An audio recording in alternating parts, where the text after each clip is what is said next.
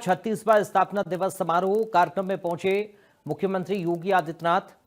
देश की सबसे ज्यादा मेट्रो सिटी यूपी में है, ये मुख्यमंत्री ने इस मौके पर कहा। साथ ही बोले कि अब उत्तर प्रदेश बीमारू राज्य नहीं है।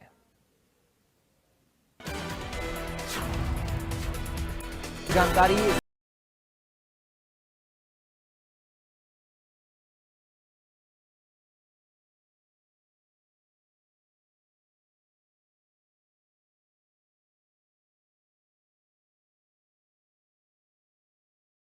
बातें कही हैं। 36वें स्थापना दिवस समारोह में सीएम जब पहुंचे तो कई सारी बातों का जिक्र उन्होंने किया। इसे विकास की नई उड़ान के तौर पर देखा जा रहा है। निवेश के अवसर बढ़ाने पर जोर है।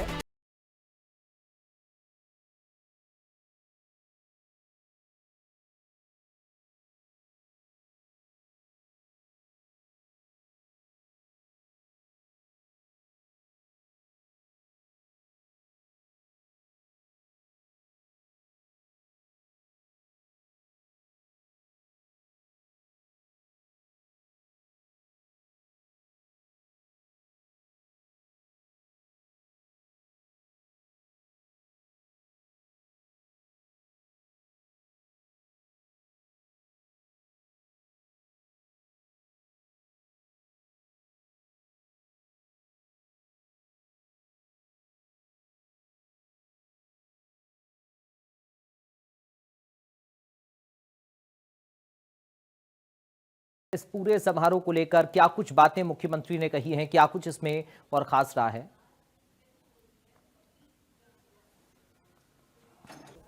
वर्षीय समारोह था और हर वर्ष की तरह इस वर्ष भी मुख्यमंत्री योगी आदित्यनाथ ने इस समारोह को यादगार बनाते हुए ये बात बताई कि किस तरह से गोरखपुर ही नहीं पूरे प्रदेश भर में सबसे ज्यादा कॉस्मोपॉलिटन शहरों का जो तमगा है वो उत्तर प्रदेश को मिला है। सबसे ज्यादा मेट्रो सिटीज यानी मेट्रो युक्त शहर उत्तर प्रदेश में है पूरे देश के मुकाबले। और ये बात इस बात को सीधे तौर पर बताती है कि कैसे उत्तर प्रदेश विकास की राह में पूरे देश भर में कितनी आगे निकला है।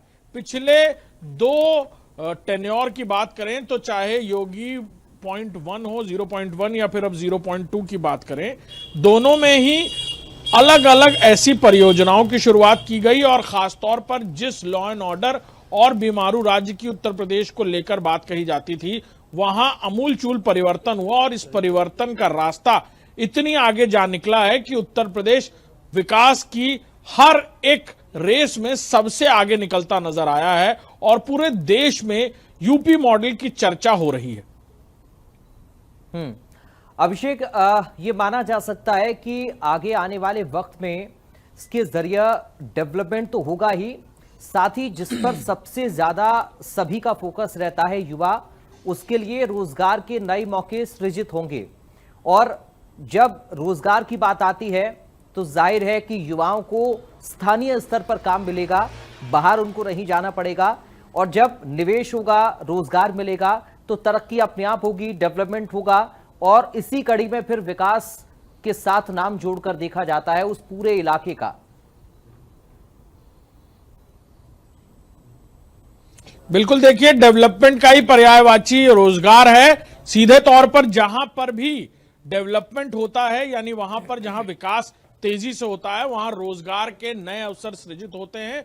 उत्तर प्रदेश में जिस तरह से निवेशकों ने अपना इंटरेस्ट दिखाना शुरू किया, एक वक्त ऐसा भी था, यह भी मुख्यमंत्री कहते हुए नजर आए इस कार्यक्रम में, एक वक्त ऐसा भी था जब उत्तर प्रदेश में निवेशक आने से डरते थे।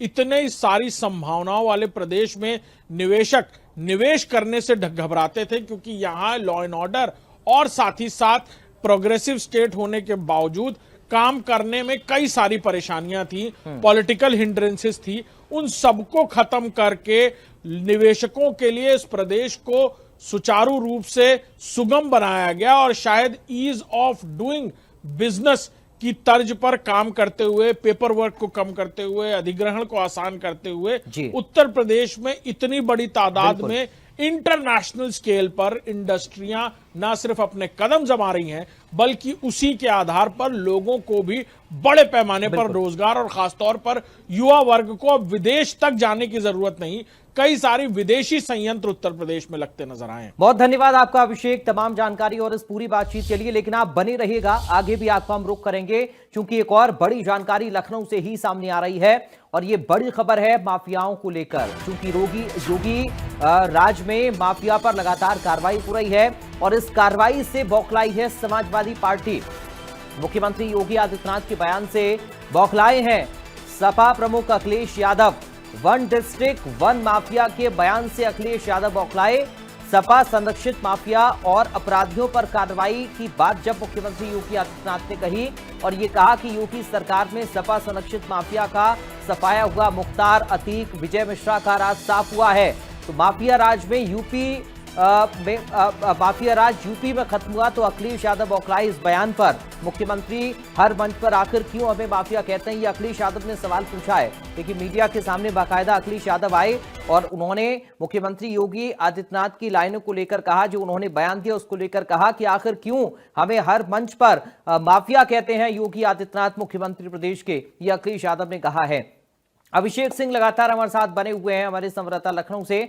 अभिषेक, माफिया की बात उत्तर प्रदेश में अक्सर होती है, जब संगठित अपराध को खत्म करने का जिक्र होता है तो कई सारे नाम भी सामने आते हैं और उन नामों का जिक्र अक्सर अलग अलग मंचों से योगी आदित्यनाथ करते हैं। और आज जब एक बार फिर से योगी आदित्यनाथ ने इन तमाम माफिया राज का जिक्र किया तो अखिलेश यादव की अब बौखलाहट सामने आ रही है। वो ये सीधा सवाल कर रहे हैं कि आखिर क्यों समाजवादी पार्टी ही टारगेट पर रहती है अपराध के मामले में, क्यों हमको माफिया कहते हैं योगी आदित्यनाथ?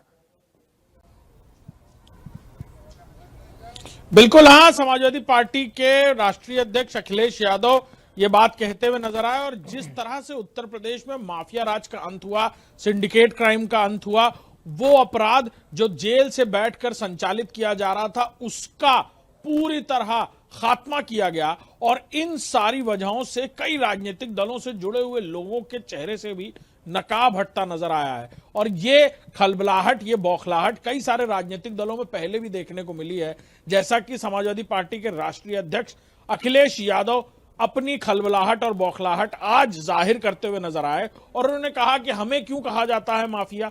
सीधे तौर पर मुख्यमंत्री योगी आदित्यनाथ कई बार ये बातें कहते हुए नजर आए कि समाजवादी पार्टी सरकार में हर एक अलग अलग मंडल स्तर पर, जिले स्तर पर एक बड़ा नाम था जो बाहुबली हुआ करता था।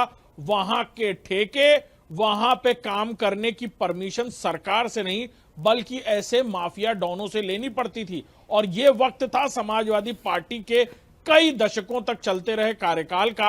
एक के बाद एक समाजवादी पार्टी ने ऐसे माफियाओं को आगे बढ़ाया, उन्हें राजनीतिक खादी पहनाई और फिर इस राजनीतिक परिवेश में रसातल में उतरने के बाद उन्होंने अपने माफिया सिंडिकेट को कई गुना आगे बढ़ाया। उस माफिया सिंडिकेट को समाजवादी पार्टी ने जिसने आगे बढ़ाया था उसे खत्म करने की बात और उनसे जुड़े हुए चेहरों की जब नाम लिया जाता है तब मुख्यमंत्री योगी आदित्यनाथ अक्सर इशारों में समाजवादी पार्टी की तरफ इशारा करते हैं और शायद वही नाराजगी अखिलेश यादव आज अपनी जाहिर करते हुए नजर आ रहे थे। बहुत धन्यवाद अभिषेक आपका तमाम जानकारी और इस पूरी बातचीत के लिए। तो अभिषेक सिंह को आप सुन रहे थे लखनऊ से, हमारे संवाददाता जो जानकारी दे रहे थे मुख्यमंत्री योगी आदित्यनाथ ने जो कहा और जिस तरह का रिएक्शन अखिलेश यादव की तरफ से दिया गया है।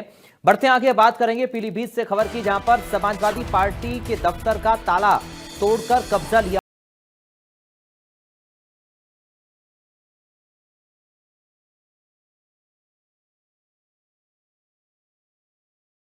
दफ्तर का आवंटन रद्द कर दिया था। मामले को लेकर समाजवादी पार्टी न्यायालय पहुंच गई थी। कोर्ट से मामले में कोई राहत समाजवादी पार्टी को नहीं मिली तो अब पालिका प्रशासन की तरफ से यहां से कब्जा हटवा दिया गया है और इसको अपने कब्जे में लिया गया है। ये तस्वीरें आप देख सकते हैं, ताला तोड़कर कब्जा किया है पालिका प्रशासन ने इस पूरे जो ये भवन है इस पर, ये जो दफ्तर है समाजवादी पार्टी का, इस पर 2020 में नगर पालिका ने दफ्तर का आवंटन रद्द कर दिया था और उसके बाद समाजवादी पार्टी इस केस को लेकर कोर्ट पहुंच गई, लेकिन कोर्ट से कोई राहत पार्टी को नहीं मिली।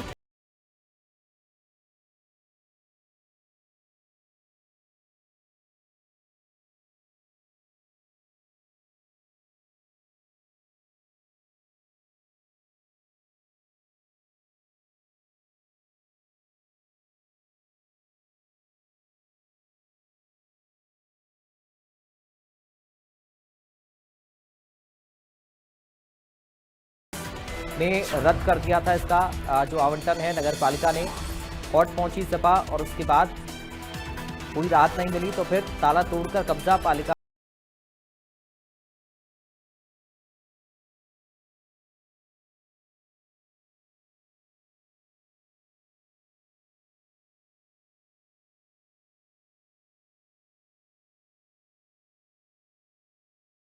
आप जरा देखिए,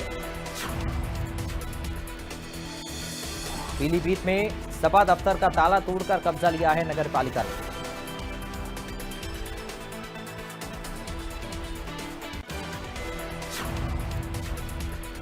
संवाददाता धर्मेंद्र सिंह हमारे साथ पीलीभीत से जुड़ गए हैं। धर्मेंद्र, क्या जानकारी मिल रही है इस पूरी कार्रवाई को लेकर, अपडेट करिए।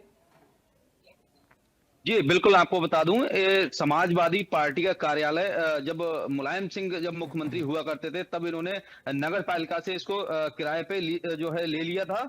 और जो इसका फिर जो भारतीय जनता पार्टी की सरकार आई तो उसमें जो है इनके जो कार्यालय का नगर पालिका द्वारा इसको जो है जो किराएनामा था उसको रद्द कर दिया गया था। उसके बाद ये जो है समाजवादी पार्टी के जो जिला अध्यक्ष थे जिला कोर्ट में गए, वहां से भी इनको राहत नहीं मिली। उसके बाद ये उच्च न्यायालय गए, वहां से भी इनको कोई राहत नहीं मिली। उसके बाद नगर पालिका लगातार नोटिस कराई थी, इनको दे रही थी कि जो है इसको सामान जो आपका है वो यहाँ से निकाल लीजिए। उसके बाद जब इन्होंने सामान नहीं निकाला तो आज जिला प्रशासन की मदद से, पुलिस प्रशासन की मदद से नगर पालिका ने ताले तोड़ के सामान निकाल दिया और अपने कब्जे में ले लिया और कार्यालय खाली करा लिया है। जी और धन्यवाद आपका धर्मेंद्र तमाम जानकारी और इस पूरी बातचीत के लिए। उधर बरेली से अब खबर की बात करेंगे, जहां पर कैंट बोर्ड ने 20 अवैध निर्माण को ध्वस्त कर दिया है। कार्रवाई से पहले नोटिस जारी किया गया था, कब्जा हटाने के लिए 15 दिन का समय दिया गया। मौके पर भारी पुलिस बल तैनात किया गया। प्रभावितों ने आरोप लगाया कोई नोटिस नहीं दिया गया है। तो ये तस्वीरें आप इस वक्त अपनी स्क्रीन पर देख पा रहे हैं। प्रभावितों ने आरोप लगाया कि कोई नोटिस नहीं दिया गया और कार्रवाई कर दी गई है।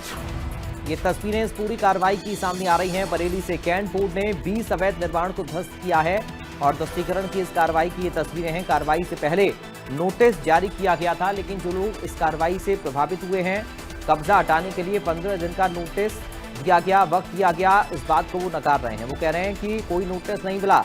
मौके पर भारी पुलिस बल की तैनाती में ये कार्रवाई हुई है। प्रभावितों ने आरोप लगाया कि कोई नोटिस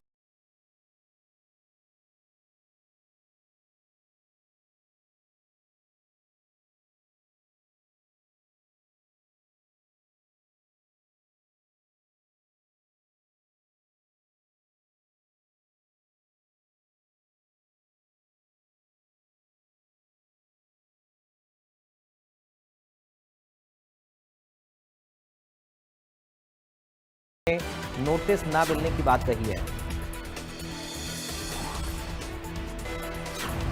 बात करेंगे बिजनौर से खबर की, जहां पर व्हाट्सएप पर कार्ड भेजकर साइबर ठगी का मामला सामने आया। व्हाट्सएप पर शादी में कार्ड भेजकर ठगी की गई। बिजनौर से खबर सामने आ रही है, व्हाट्सएप पर कार्ड भेजकर ठगी की गई है। व्हाट्सएप पर शादी का कार्ड भेजकर ठगी की गई है। एक महीने में साइबर थाने में 15 शिकायतें दर्ज हुई हैं। एपीके फाइल पर क्लिक करते ही पैसे गायब हो गए। एसएसपी की एपीके फाइल डाउनलोड ना करने की अपील है लोगों से। कोई भी एपीके फाइल आपके पास आती है व्हाट्सएप पर, टेक्स्ट मैसेज में, ईमेल के जरिए या किसी भी माध्यम से, तो आपको उस लिंक पर क्लिक नहीं करना, ये पुलिस अधीक्षक कह रहे हैं। और ये इंडिया न्यूज भी अपने सभी दर्शकों से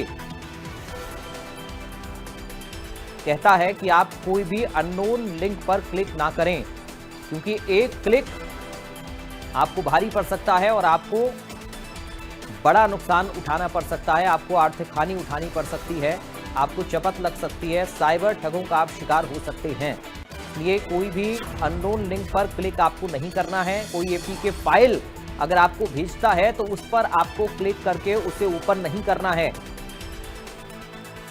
देव कुमार संवाददाता हमारे साथ लाइव जुड़ गए हैं। देव, क्या हुआ है इस पूरे मामले में? बताया जा रहा है कि एपीके फाइल आई, उस पर उसे ओपन करने पर ये ठगी हो गई है। क्या है ये पूरा मामला, कितनी ठगी हुई है और एसएसपी क्या कह रहे हैं इस मामले पर? पुलिस अधीक्षक क्या कह रहे हैं? जी बिल्कुल, देखिए मैं आपको बता दूं, बिजनौर में शादी का सीजन शुरू है और ठगी करने वाले में जो है एक साइबर अपराधी में जो है एक ठगी करने का जो है नया तरीका यहाँ पर तलाश कर लिया है। मैं आपको बता दूं, एपीके करके एक फाइल ये जो है शादी के निमंत्रण बनाकर जो लोगों के व्हाट्सएप मैसेज देते, और जैसे ही वो व्यक्ति लिंक को वायरस जो है उससे हो जाता है, उस वाले को जो कंट्रोल में चीजें उसकी यूपीआई कोड अगर जैसी चीजें उसके कंट्रोल में रहती है, व्यक्ति के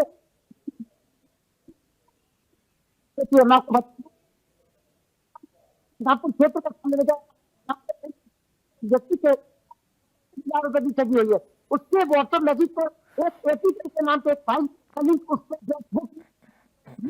जमा पूंजी खाते से। चलिए, बहुत शुक्रिया आपका देव, तमाम जानकारी और उस पूरी बातचीत के लिए। बढ़ते हैं आगे, बात करेंगे एटा से बड़ी खबर की, जहां पर प्रशासनिक लापरवाही सामने आई है। बड़ी प्रशासनिक लापरवाही है, मिड डे मील के राशन में धांधली हुई है। मिड डे मील का 5 कुंटल राशन बेचते हुए पकड़ा गया है। खुलेआम राशन बेचने का आरोप है। फड़ों के जरिए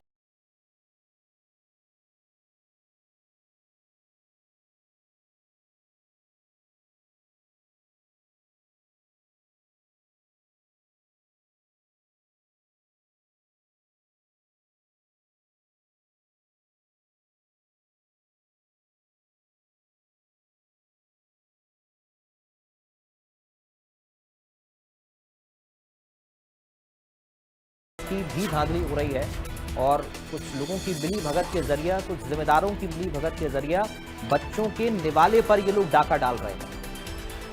राशन में धांधली हुई है। मिड डे मील के 5 कुंटल राशन बेचते हुए पकड़ा गया है, और खुलेआम राशन बेचने का आरोप है। हौसले बुलंद हैं इन राशन माफियाओं के, कह सकते हैं कि राशन माफिया हैं, क्योंकि ये बच्चों के निवाले को भी छीनने का काम कर रहे हैं।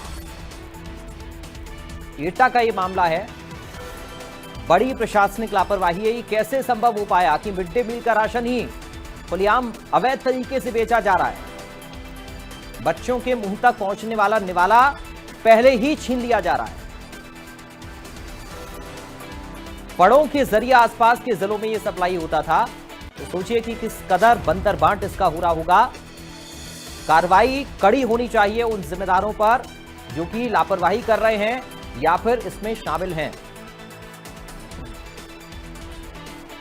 सरकार जो राशन बच्चों का पेट भरने के लिए देती है, उसी राशन पर डाका डाला गया है। बच्चों के मुंह से निवाला छीनने का काम किया गया है। तो फिलहाल इन तमाम खबरों के साथ ग्राउंड जीरो से मुझे दीजिए इजाजत। बाकी खबरों के लिए आप बने रहिए।